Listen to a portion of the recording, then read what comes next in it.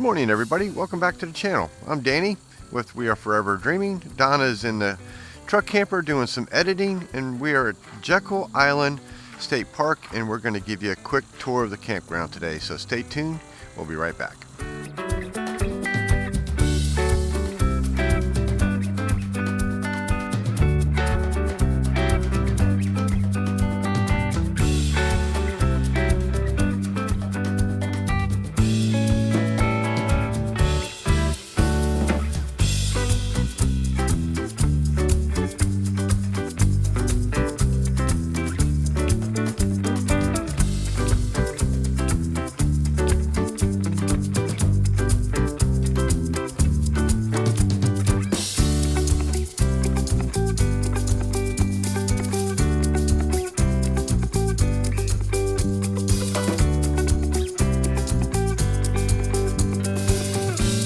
Today's July 26, 2025. Again, we're at Jekyll Island State Park in Jekyll Island, Georgia, where we're going to stay here for about 5 days and see the sights. We're going to take you along for the trip, but I wanted to show you some of the sights and sounds of the campground that we're at.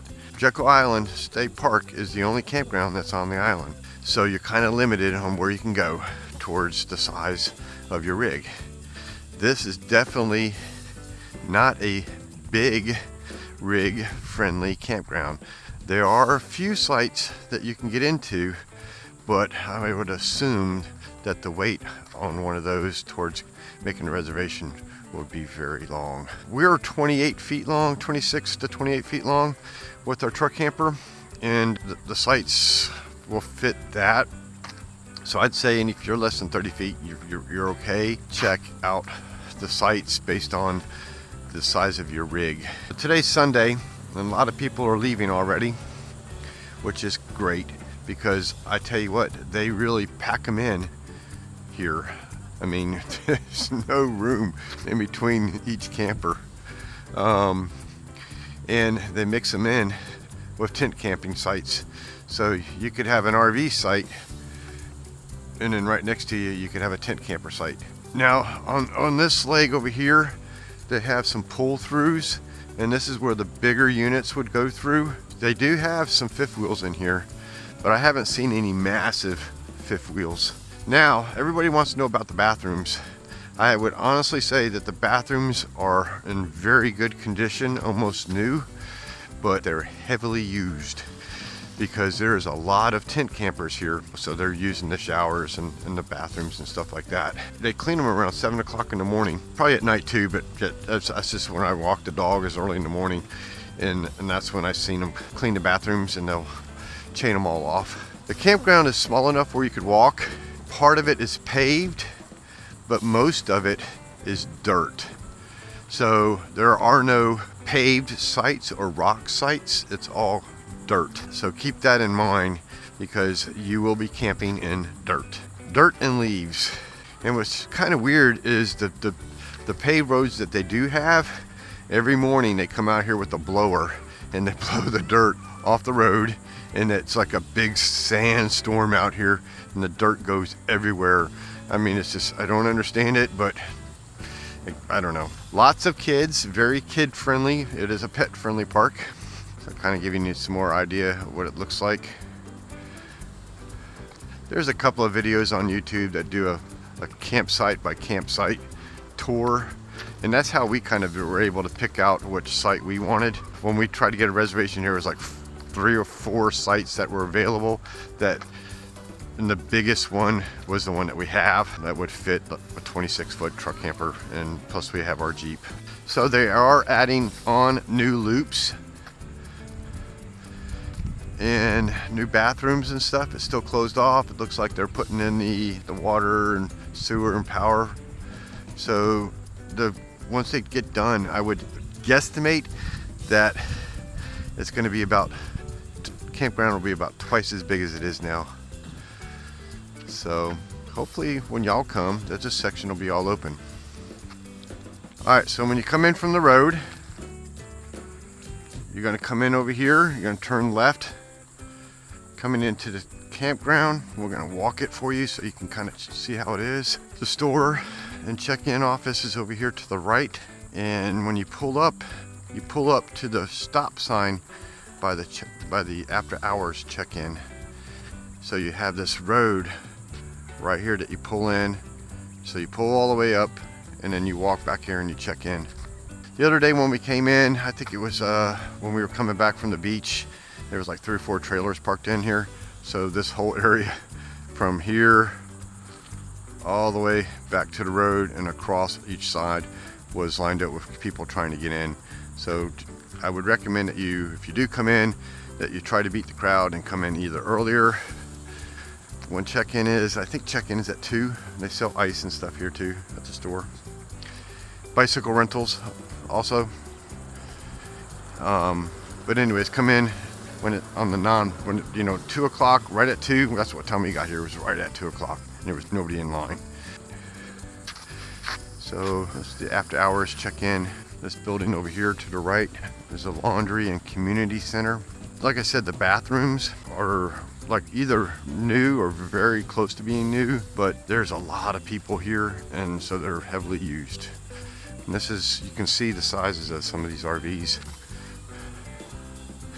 You don't want anything really big, you're not gonna fit. Which kind of sucks, because this is a great spot to camp at, to go see all the sights, because you're like in the middle of everything. Tonight we're going to Brunswick, which is about 30 minutes away, and we're going to go see the Sounds of Music. There's another loop with some longer RVs, some bigger RVs there. There's another bathroom house right over there, the yellow building. Like I was saying, the roads are dirt. So this is the only paved section that I'm walking on, and everything else is dirt. The trash cans are located by the bathrooms and by the community center. If you have a dog, they have the green poopy bags pretty much in a lot of different stations. They charge you, I've never seen that before, but they actually charge $4 a dog when you come in, they'll ask you, how many dogs you got, whatever, and there's a $4 charge. But that's what I'm talking about, towards the dirt and everything. So definitely have a mat to put in front so you can try to keep down the dirt from getting into your RV. And these people come here in groups. So you'll have, I've noticed you'll have like one RV and you'll have like 3 families like claiming that RV spot. The sites are well marked, so you can definitely find your site. The roads, you can come either way. And if there's an RV coming, you're coming, I guess whoever's bigger wins. It's just kind of weird. You would think it would be a loop, but people kind of come and go as they want on these roads. So this is the bathrooms. You got men's and ladies. Hello. Look at the shell. Let me see your shell. It's got a crab in there. Yeah. Yep. We didn't know that, but. Yep, you still got a hermit crab inside there. Pretty cool. We didn't see him. These are the showers. Lock the door so nobody can come in. You got your toilet. And this is the shower. And like I was saying, they're heavily used. You got water everywhere, but everything is still kind of clean. Just wear shower shoes. And this is the other side of the bathrooms. So they're building new bathhouses on the new section of the campground that they're doing. Hopefully, if we ever come back, and it'll be nicer, I guess. We're gonna walk back towards where we're at. A lot of people are leaving because it's Sunday. We got here Wednesday, I think it was, and it was packed in Wednesday. It's been packed every night, but today looks like it's kind of dying out. People are leaving because when we got here, all these sites were all full. I'm still walking around the loops, and one thing that, like I was trying to say earlier, is that you can walk it pretty good. A lot of people ride bicycles and stuff through here. We did it on the first day. We also rode our bicycles to Driftwood Beach, and that's about maybe a 10-minute bicycle ride from here. So that was kind of cool. I recommend that you maybe try to do that in the fall or the spring. We did it in July when the heat wave was coming through, and it was absolutely miserable. I think the temperature, feel like temperature, was like 105 that day. It was really, really bad. So they do offer propane services here, and it's right at the front when you come in. The office where you check in is right over here. And then this is the main road.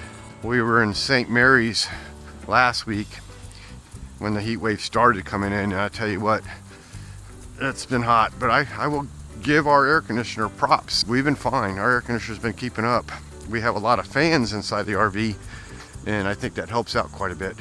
There was another couple that came in last night on a truck camper, and then Arctic Fox. We met them last night. Real nice folks. Coming down where our campsite is, kind of show you what we got going on. So over here to the left is our F550 with our host camper.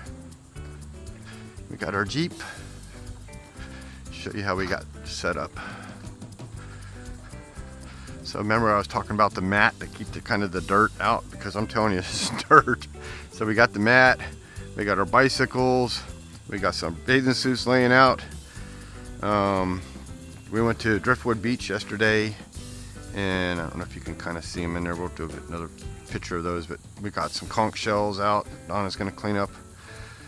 So we got and a table that I use to cook on, and this is full hookups, which is kind of nice.